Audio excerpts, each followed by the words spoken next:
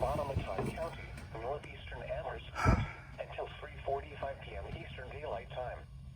At 3:04 p.m. Eastern Daylight Time, a severe thunderstorm was located over Collierstown, moving speed 65 miles per hour.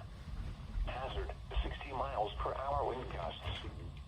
Source, radar indicated. Impact, expects damage to roofs, siding, and trees. Locations impacted include Lexington, Collierstown, Rockbridge Baths, Cornwall, Lowesville, Alto, and Fairfield. This includes the following location VMI.